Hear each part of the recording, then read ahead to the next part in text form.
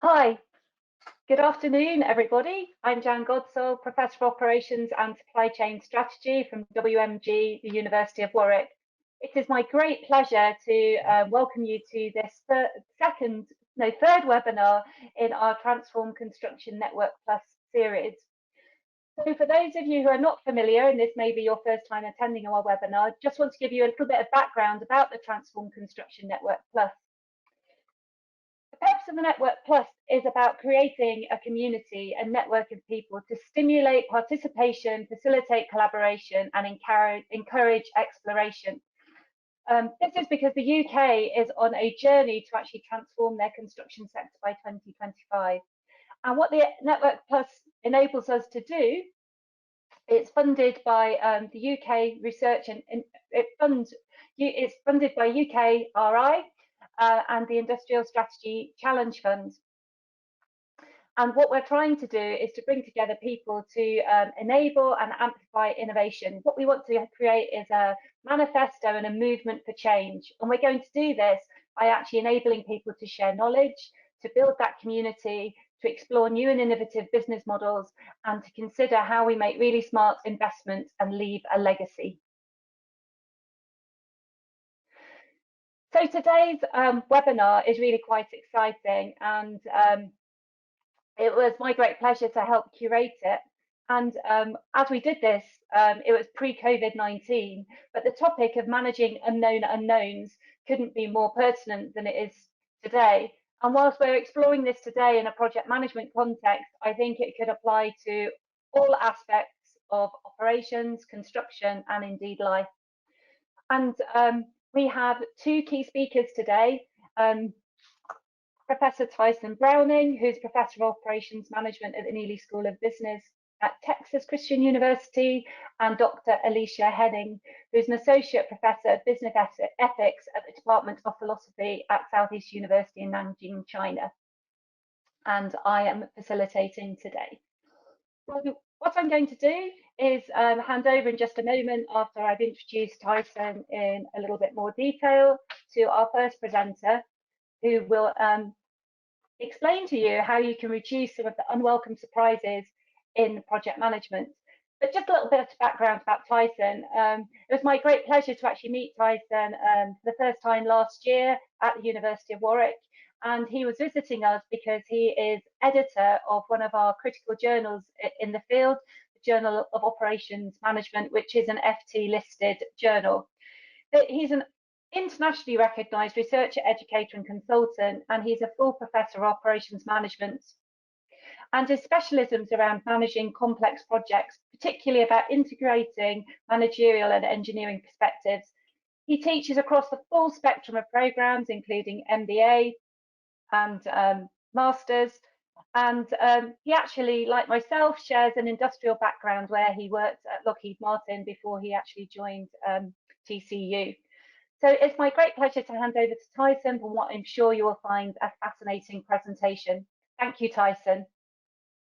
Thank you, Jan. I'll get my slides pulled up. I'm happy to be here with all of you and looking forward to this. We've got only a short 20 minutes to talk about a subject that I like to talk about for great lengths. So I'm going to give you the tip of the iceberg exposure to it and point out a couple of references you can go to if you're interested in going deeper. So those two references are shown here on the bottom. And when you get these slides, you may take down the notes. The first one of the two papers listed here on the bottom is aimed more at an executive audience. And then the second of the two papers is aimed more at an academic audience. So you can pick your poison there as far as which you prefer. But the presentation I'm going to give now is going to touch more on the first of these two articles in terms of the way it's organized. As we know, major projects are especially challenging, and they share some key characteristics. Many major projects are, in fact, quite novel. Even if we've built a similar type of building or other similar type of project previously, the circumstances, the resources, the situations have changed. And so there tend to be very novel aspects about any new major project. Almost to say redundantly, major projects almost always tend to be new or novel in the way we think of them.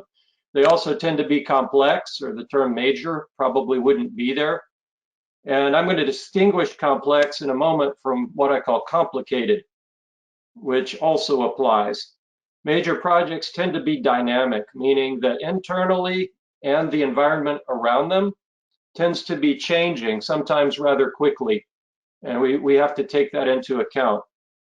We have to account for what I call information asymmetries, which is where different parties, different stakeholders, different players have different information about the project, but may not always be willing to share that information. And even if they are willing, the communication may not be proper and complete. So information is not, we must assume, equally available to everyone.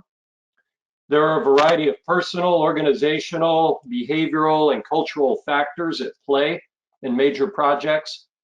And of course, as we're going to explore now, there are many types of uncertainties at many levels. And a lot of them are due to these other factors that I just mentioned.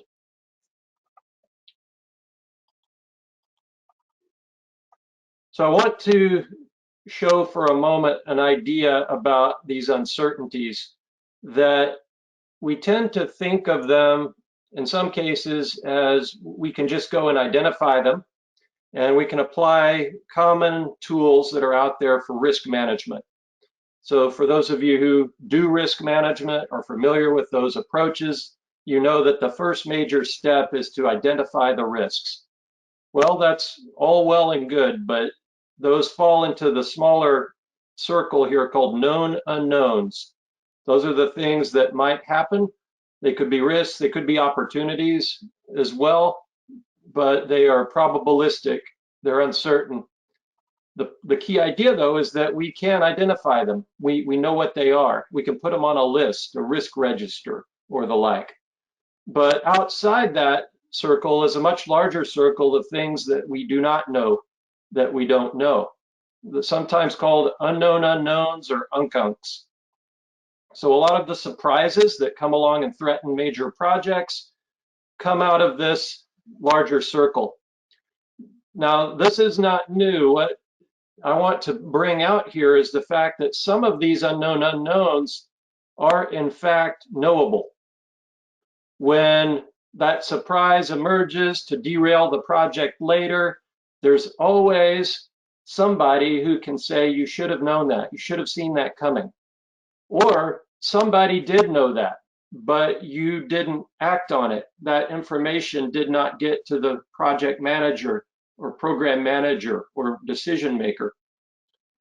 So the idea is that there are more risks and opportunities, uncertainties we could identify. We could broaden that circle of known unknowns if we look in the right places.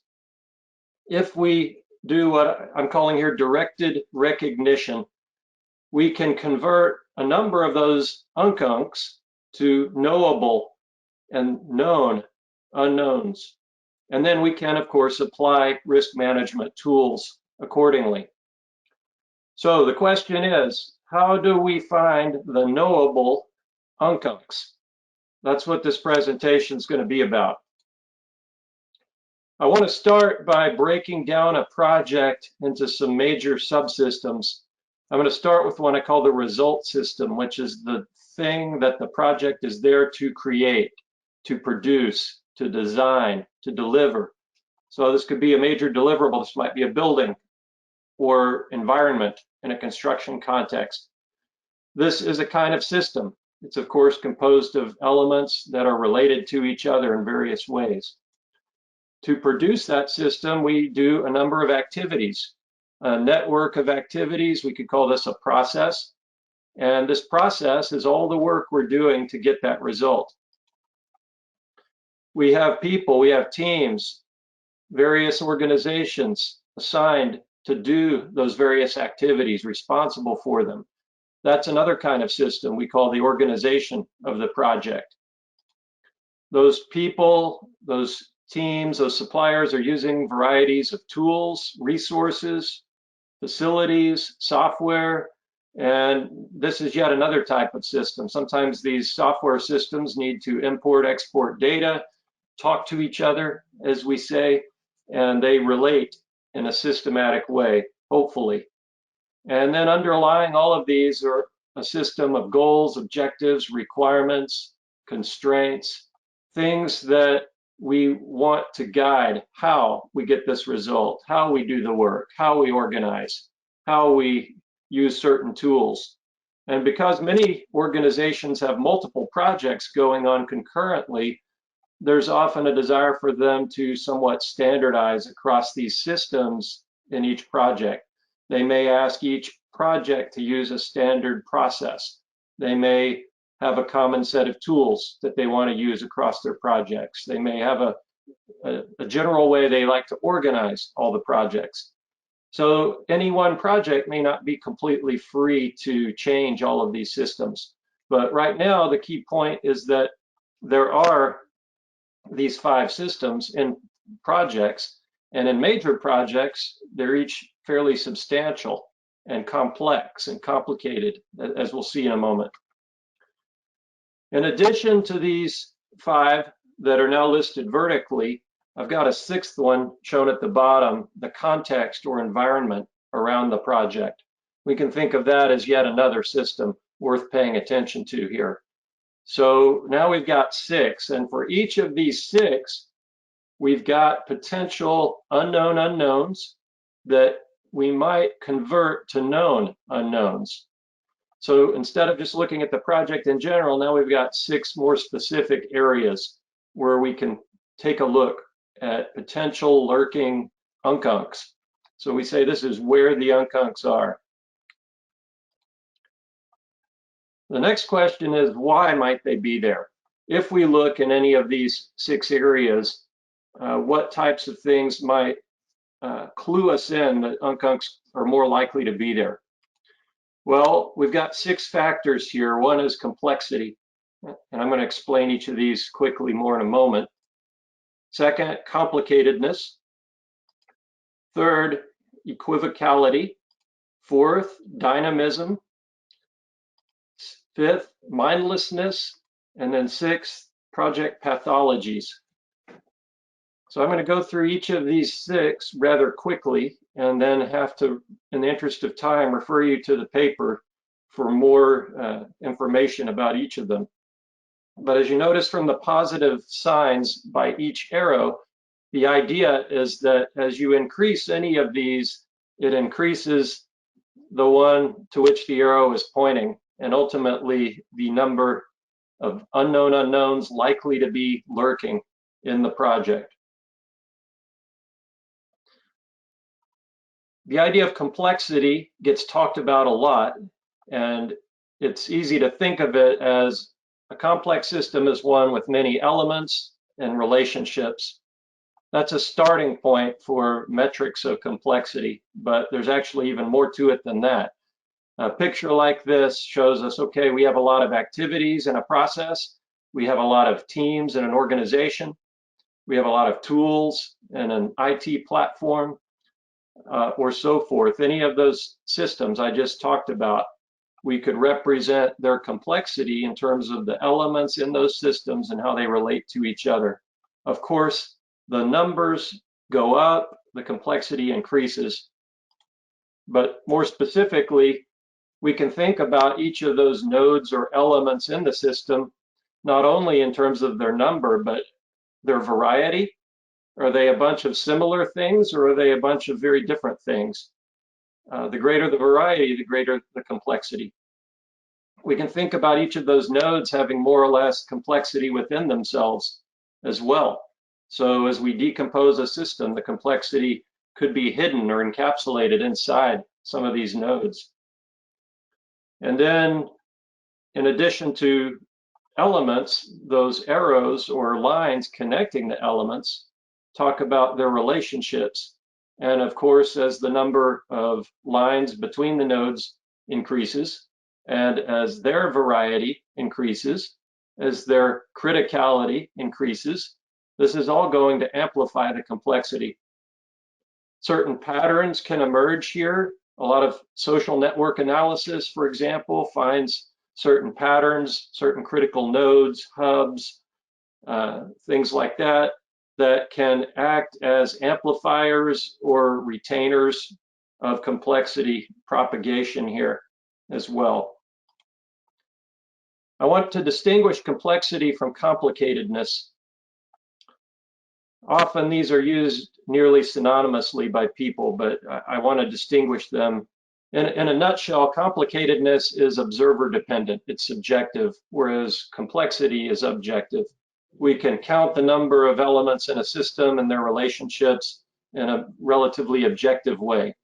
But complicatedness, when you come to see a system for the first time, if it has a lot of pieces, a lot of functions, a lot of features, like a web app that has a lot of buttons over on the side, it seems very complicated at first. But once you're familiar with it, it's not as complicated to you. It doesn't seem as much, but the application itself hasn't changed at all. So complicatedness can hide complexity if it's done well. A very elegant user interface, like the automobile below versus the aircraft cockpit above, does a better job of making the complexity underneath appear simple to the user. So we have to think about the degree to which the complexity is managed, or the familiarity of users with it. It's moderated by the complicatedness. All right, I'm running short on time, so I'm going to go fast and just show that equivocality, dynamism, this has to do with how crisp and clear is our focus on what we can talk about here, and how quickly is it changing. That's the dynamism part. And then mindlessness tends to be where we don't want to see certain things, or they're just out of mind. We're not paying attention. We miss weak signals, or we may even have willful ignorance. Some people don't want to know the bad news. They don't want to think about what could go wrong in a project. And if you're in that type of situation, then of course it's more likely something's going to come out and surprise you. Similarly, with project pathologies, more at a cultural level, at stakeholders or the larger organization, if there's any kind of dysfunction there, then it's going to make surprises more likely to happen in the future. If organizations tend to want to avoid conflict, hide bad news rather than bring it out early so it can be acted on, all of these contribute to a greater likelihood that something surprising is going to pop out. So we put these two ideas together, where the unkunks are and why the unkunks are, and we come up with this 2x2 grid, or excuse me, 6x6 grid here that shows us essentially 36 cells. So we've got across the columns here the result, the process, the organization, the tools, the goals, and the context of the major project. And then on the rows, we've got the factors: complexity, complicatedness. And the first paper has the table completely filled in examples, but here I've shown the first row, complexity. So each of these suspicion, something going on. We have a very complex activity, for example, to do a check. Well, all else being equal, that's a sign something surprising might be hiding in there.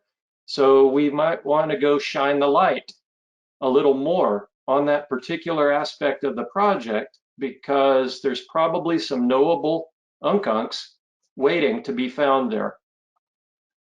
Well, how do we shine the light in any of these areas that we find? Well, there are tools called directed recognition that I mentioned, and I want to highlight 11 of them in particular in two different categories. categories are project design approaches. We can actually design projects in a way that makes them a little less susceptible to these unkunks. And we can think about the behaviors of the people and the organizations involved with the project as well. How do those contribute to the likelihood of unkunks and maybe reduce it? As the project design approaches, 7 of the 11 tools involve things like decomposing the project. So taking the process, for example, how detailed, how well understood is our work breakdown structure? And it's interesting because what I find in many projects is that when people understand the work very well, they are comfortable breaking it down into great detail.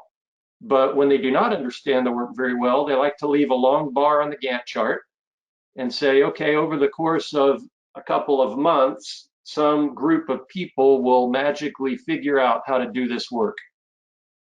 And that's unfortunately exactly the opposite of what's appropriate. When the work is very well understood, there's not as much need to break it down in such detail, although there might be other reasons to still do that.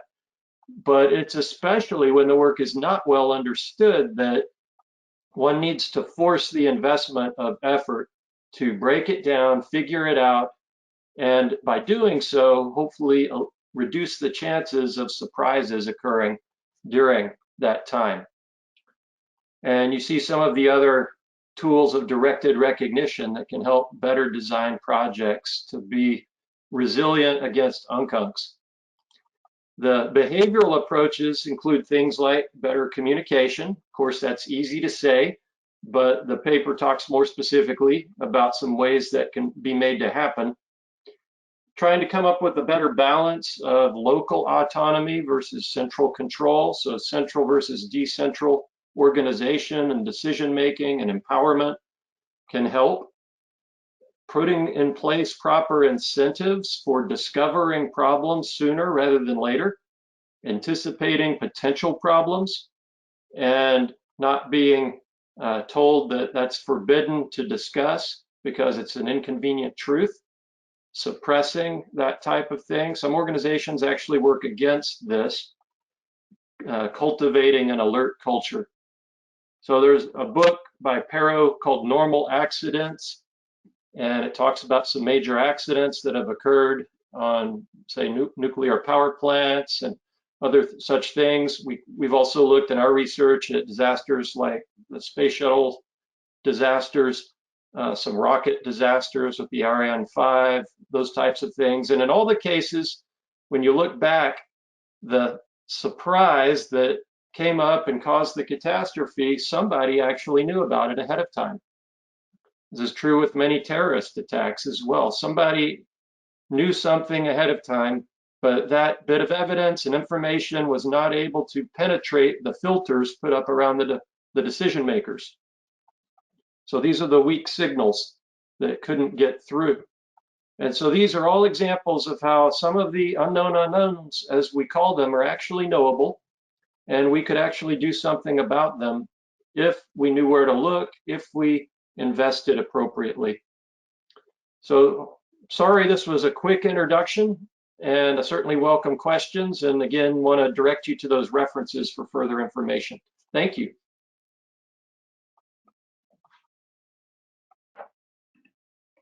So thank you very much, Tyson. That was really, really insightful. I know that I've got some questions for you, but we are saving them to the end. So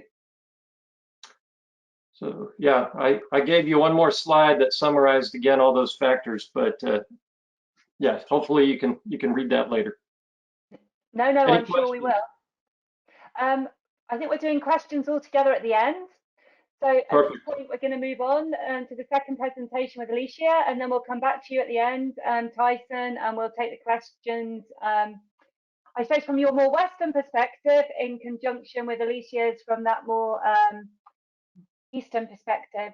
So it's my great pleasure to introduce our second speaker, who interestingly has also been exploring unknown unknowns through a very different lens. And I was very intrigued to hear this term yin-yang thinking. And what she's going to do is look at managing uncertainty through yang thinking. And whilst Alicia has her roots in Germany and is actually studied philosophy and business ethics, since around 2015, I think she would argue that she's converted to a different way of viewing the world and actually viewing the world through a more Chinese philosophy and business culture. And her current research actually focuses on Chinese philosophy and its applications in organizations in the context of values, ethics, and innovation. And she tries to keep her work very practical too, having worked a lot with different organizations within China. So it's my great pleasure to hand over to Alicia.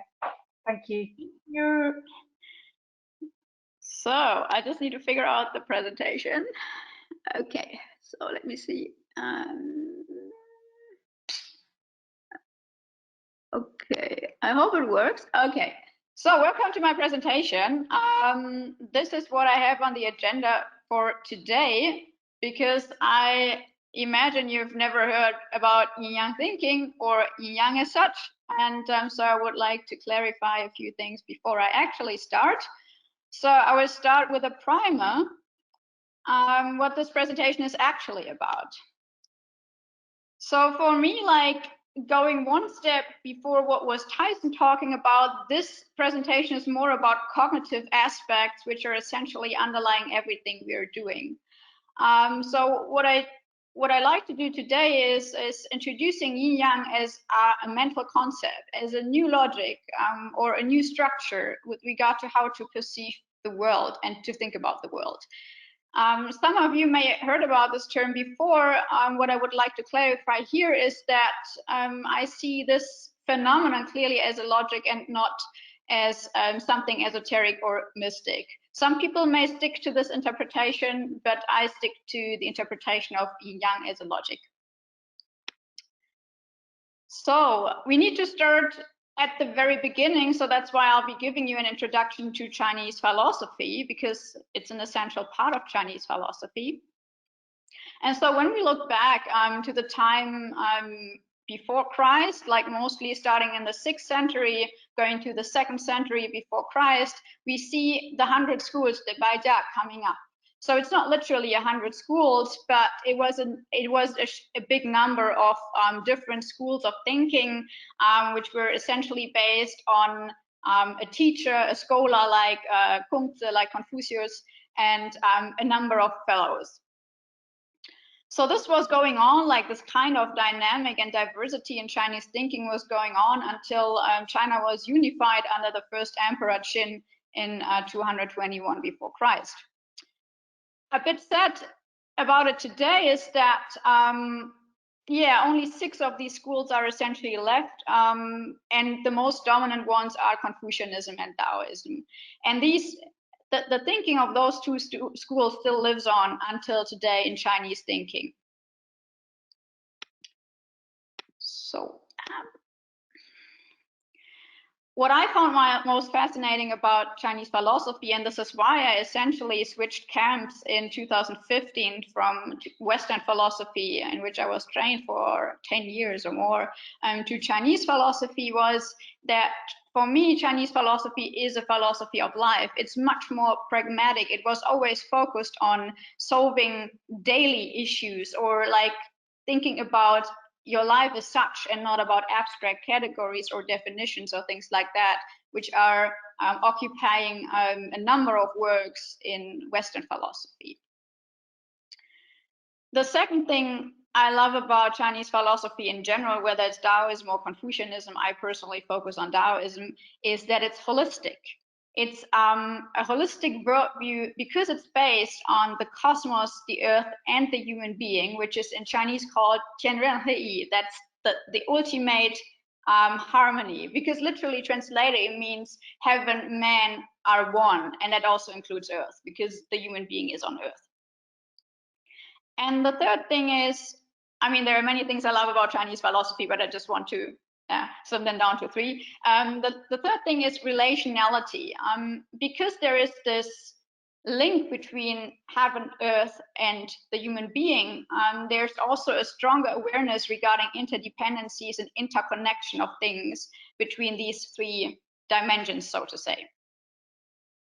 And that's very different to, for example, Western philosophy, which was, since the introduction of Christianity, very much tied to this mono-relation, so to say, between the human being and God, right? So this is a one-directional relation, whereas in China, this multi-directional kind of setup continues until today. So, and this is how we get to yin-yang logic. I would like to introduce a bit more of where yin-yang actually comes from.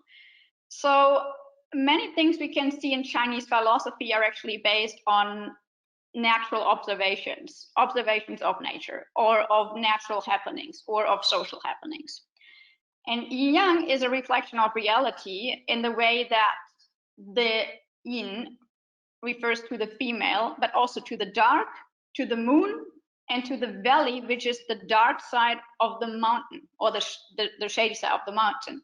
And yang is associated with the male, with the bride, with the sun, and the sunny side of the mountain. And generally, the yin-yang kind of logic makes a complex network of classifications of all sorts. So even though, like, I gave you some examples now of female and dark and things like that, yin and yang represent all things which can associated with the categories of darkness and brightness more generally. And this is why we are speaking of yin yang as relative opposites, because it's like you need to think of yin yang as a coin, right? Two sides of the same coin, they can change. And this is why they are never absolute, because whatever is yin can in a certain context even become yang, because it depends on the exact relation to this other thing, to the opposite. And this is why we speak of yin-yang as symbolic and only generic categories, which are not binary and not exclusive, because when you have one, you always have the other. So when you have shadow, there's always light, right? So this is that kind of logic, essentially.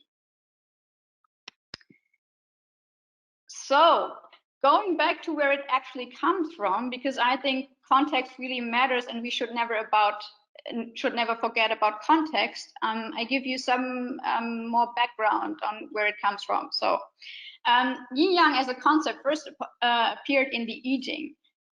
Some people may be familiar with, well, the Book of Changes in that sense that it exists.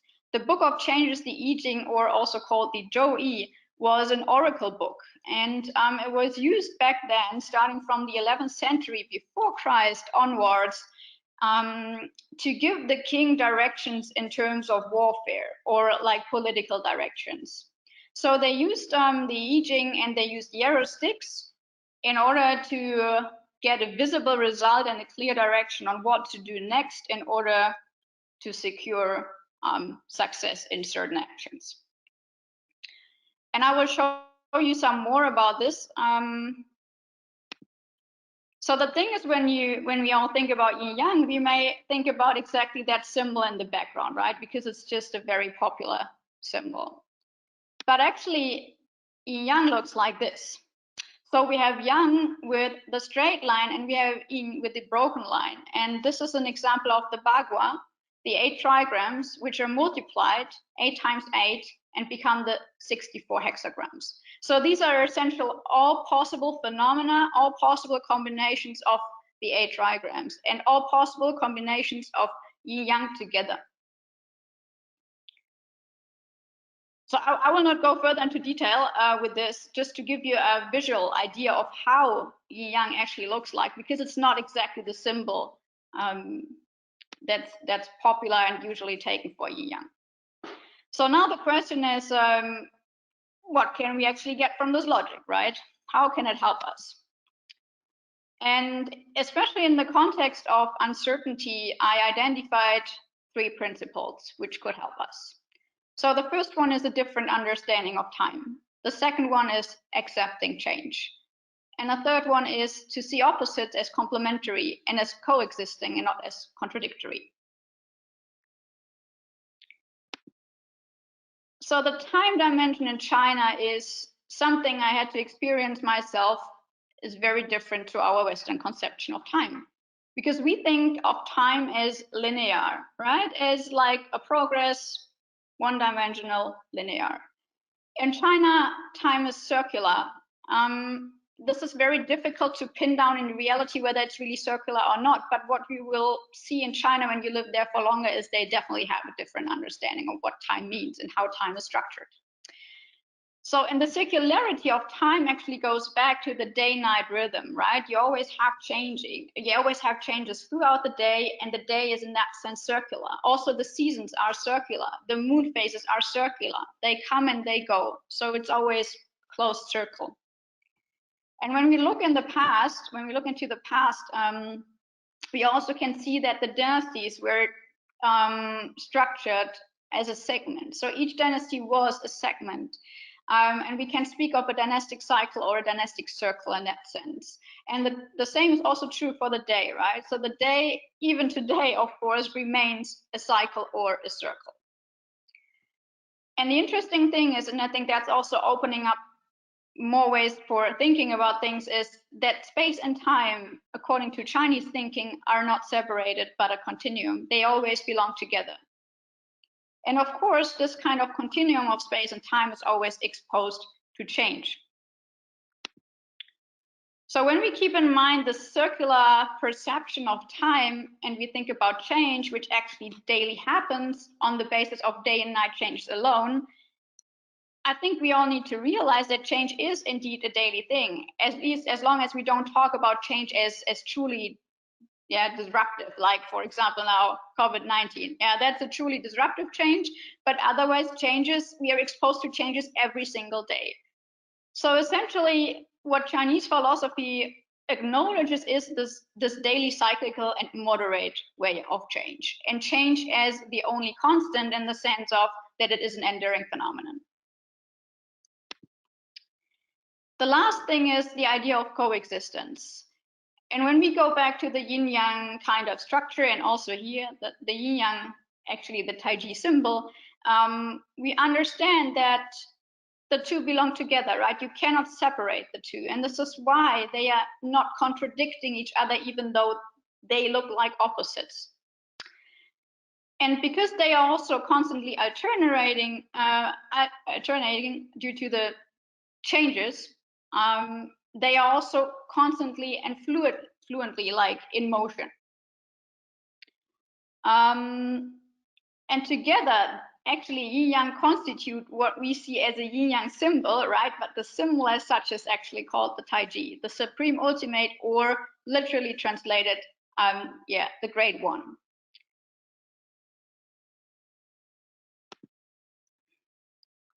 So essentially the lessons in a nutshell I would derive from yin-yang logic or yin-yang way of thinking is that we should perhaps motivate ourselves to perceive time a bit differently, instead of from a very simple linear idea to more circular and perhaps more complex ideas of time. And that leads us also, because time is segmented in Chinese thinking, to an approach which is more based on step by step. So the idea is in Chinese thinking that you don't have the big master plan, right? You don't have milestones. Well, you have perhaps some sort of milestones, but you don't have this final big goal you're just looking for to reach, right? Chinese are doing things step by step, and from every step they evaluate the situation anew and they go to the next step. So every single step lays the foundation for the next step. And by that, kind of success can emerge naturally by every single step you do, and you kind of accomplish successfully. Accepting change is like, and this is what I also see with myself, having spent in China like 5 years and coming to China for 15 years, is once we accept change as natural, and once we understand we just cannot escape change,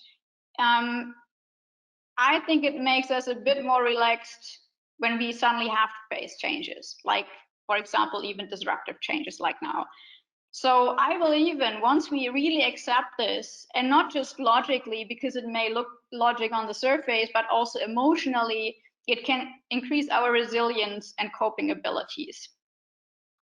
And the last thing is, like, in terms of opposites and coexistence, and this is something I think we rarely learn in the West, is living with ambiguity. Living with ambiguity was my daily bread in China and is until today. And that forced me to rethink, or to think over my own conceptions and my own perception of the world. And it also forced me to always stay flexible and open, and perhaps agree to a middle way, because that's essentially the best solution. Although in the West, it's often just seen as a bad compromise, right? But for the Chinese people, the middle way is actually the perfect solution. So, and the last part is, I was thinking of how to apply yin-yang logic. And that's my first draft, because I've never went so far as to really deeply think, or trying to deeply think about application. So what I would like to explain here is this graphic, this figure I kind of built, which I call the reprogramming of the cognitive, which means we merged Western thinking, which is based on things like linear thinking, clear categories, compartmentalized thinking, and the idea of a master plan, with Eastern thinking, as I've just described it, as being more circular, being more fluid, being more flexible, and relying on a more step-by-step approach. And then we arrive at a hybrid, which I would relate to having an enhanced awareness of things, improved flexibility, and generally more resilience. And when we apply this now to a project cycle, then it looks like this. So we imagine this is the project cycle. It's already segmented. So going back to what Tyson said, that's actually a kind of complexity reduction, right? It's breaking down things. And you could also link it to agility, in the sense of you can break it down into agile sprints. So, but then in a project cycle, and that's exactly the problem with the unknown unknowns, is there may be something happening which was not really expected. So what to do now? Of course, yin-yang cannot solve this issue with uncertainty, but it can help you with coping. And so it can help you with coping with change, because you're better mentally prepared. You're more cool-headed, perhaps, in really difficult situations, and you're more resilient. So this is where yin-yang, for example, could be applied at the beginning when the cycle starts, because you already break it down. Then when unexpected things are happening, although you already try to reduce those, and then by the end of the cycle, because the results may not be as clear as you wish for, it may be still ambiguous, and then you have to figure out something, for example, a middle way. So yeah, this is essentially my first idea of how to apply yin-yang. And thank you very much for listening. Alicia, thank you very, very much. That was quite fascinating and built very, very nicely upon Tyson's session. So, Tyson, would you like to join us now for the Q&A? Lovely to see you. So I'd like to invite all of our audience, we have a nice sizable audience, to please put your questions into the Q&A box, and please make sure that you indicate your name and your job title and organisation as well. I've seen some questions already, but I'm just going to ask Tyson one to get the ball rolling, so to speak. And it might sound like an obvious question, but why don't organisations pay more attention to the unks earlier within the project? Well, I think some of these, what I call the frames of mind, and sometimes they're pathological or dysfunctional in organizations. They really resist trying to think about these things ahead of time. And Alicia is bringing in excellent points here as well about staying flexible and adjusting as we go. And what I've observed in a lot of places, projects across many industries, is that there are, of course, many different types of projects in different industries. And some of these projects are much more suited to the agile, don't try to plan it all at the beginning, because you have so much uncertainty, so much likelihood of change, high dynamism, novelty, all of this, that it does not make sense to try to plan everything perfectly up front. Whereas there are other types of projects where it is appropriate to do more upfront planning and due diligence, so to speak.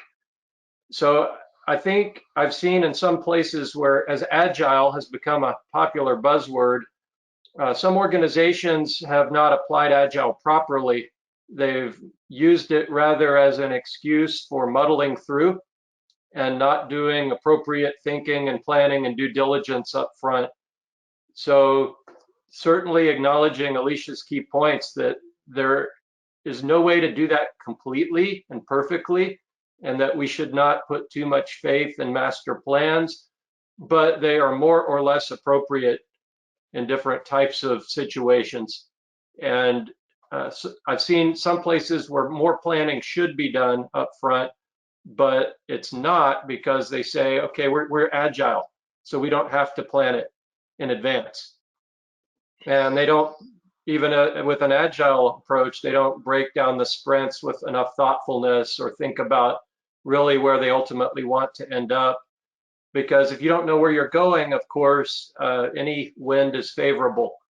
So it's definitely a challenge to get the right match, the right fit between the management and planning approach and the type of project. Yeah, so just building on that idea, I mean, it actually made me think of a concept within supply chains at the moment where there's this idea about being having greater structural flexibility, and what that actually requires is more of a real option value. So rather than having an idea of a fixed future, you build in flexibility to be able to accommodate multiple futures, which may be aligned with Alicia's view of, take a step and then sort of see where that takes you. But Alicia, I just wanted to ask you, to what extent, I suppose we're talking about planning, which is actually a process that leads to things, and yin yang as a sort of mindset. How do the two sort of combine together, and how are, I suppose, the concept of plans and planning perceived within Chinese culture?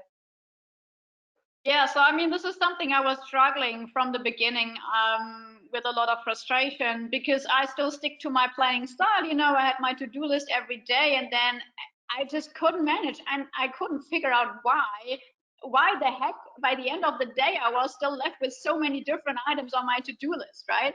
So that was going on for months when I moved over there in 2015, and then I realized you cannot go ahead with your planning style if your environment is not made for this, So, and then in China, it's just like, you can only survive there if you just go with the flow. And this is just going with, step by step, essentially. It sometimes also means like, you need to understand that you're not in control of the situation. You need to let go of this, right? You just need to wait for information. You cannot push for information.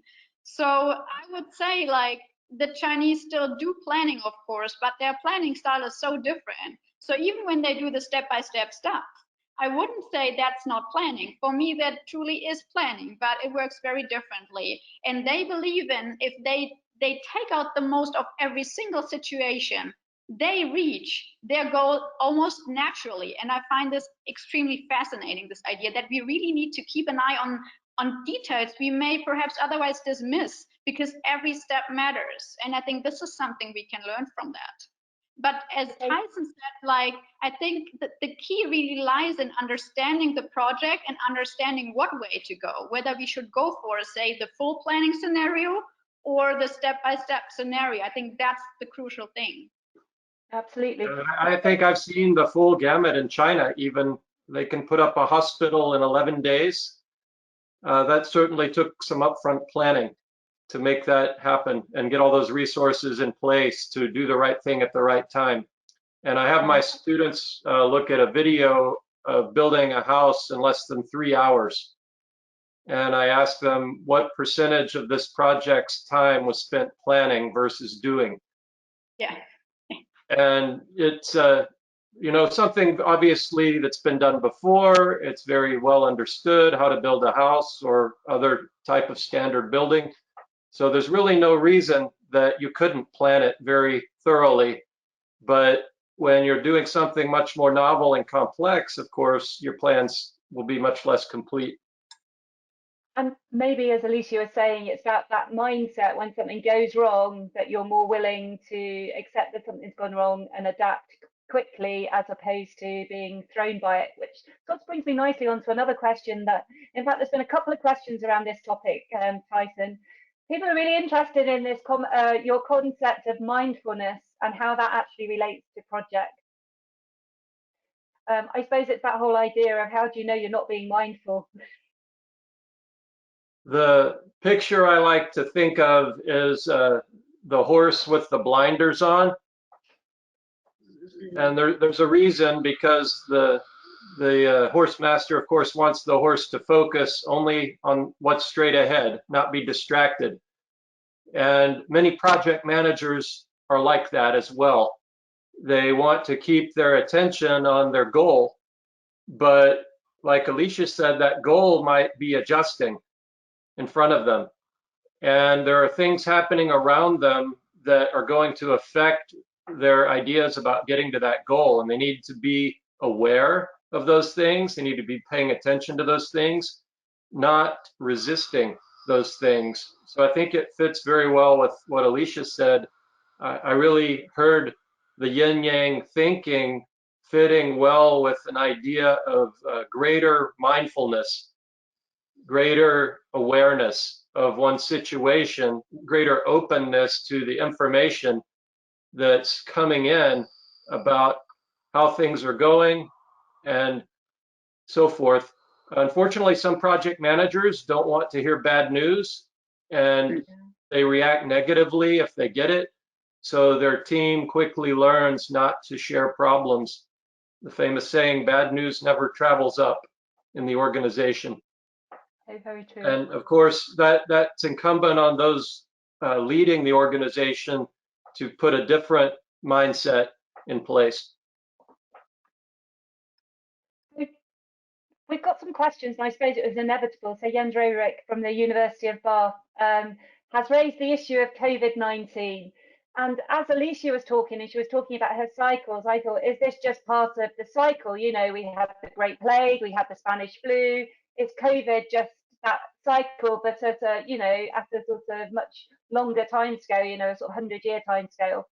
But I just wondered, his question initially was directly to you about whether or not, Tyson, COVID-19 was an unknown unknown. So perhaps you can comment on from that perspective. But maybe Alicia, you could perhaps comment on how a sort of Chinese culture would approach something like COVID-19 and what they would view it as. So perhaps Tyson first, and then over to Alicia. Well, we could see how China managed, right? I mean, there are still like clusters popping up for now. But they, I mean, as soon as it was inevitable, right, they started to manage things quickly. And that's also, you know, like the hospital building and stuff. But I guess Chinese people have an incredible long-term perspective. So whatever ever happens now, over the period of the next 100 years, it will be, you know, just a blink of an eye in that sense. Even though like COVID-19, of course, will not end by the end of this year, that's for sure, I guess. And it will stay with us for some time. But looking back, it will be like, yeah, it will be, I don't know, a time which was, yeah, in that sense, significant, because I would expect substantial changes from this epidemic now. But otherwise, yeah, for the Chinese people, history repeats itself very clearly, I think. So even though, of course, they've been caught in surprise, right? I mean, who wouldn't be? Yeah, in that sense, it's like once you understand that, I guess, well, you have to manage anyway, right? There's nothing else left. So yeah, I guess like in the long-term perspective, you know, thinking of all these kind of epidemics or whatever, it will be just one amongst others. Okay, and it's Tyson. I would say it's yeah, it's definitely an unknown unknown, but I think a knowable unknown unknown. Right. certainly not without precedent. We had SARS only about 17 years ago, and there were many studies done, many plans made and put in place to better deal with something like that the next time it happened. I think there were plenty of people out there saying that there will be another SARS or worse at some point in the future. So this is a case where, at least in the United States, the top decision makers filtered out that information, but that information was, of course, available. And I think places like Hong Kong that were affected very acutely by this 17 years ago had better plans in place because of that experience. So it was less of an unknown to them. And I think the complexity of the world, the interconnectedness now, is what allowed this to propagate much more quickly than previous outbreaks, epidemics. So that we see the complexity, the number of elements and relationships has just amplified everything now. I was just wondering whether it linked into one of your dimensions around complexity. So we're heading towards 3 o'clock. So I would just like to take this opportunity to give my sincere thanks both to Tyson and to Alicia. For me, in curating this webinar, it was really great to have two such excellent speakers taking a really important and very, very topical subject and exploring it from two, I think, complementary, but I think, as Alicia's presentation began to show, two different approaches that, when blended together, may actually give us a whole where the benefit is greater than the sum of the parts. So my sincere thanks. Thank you very much. Thank you, everyone. Thank you.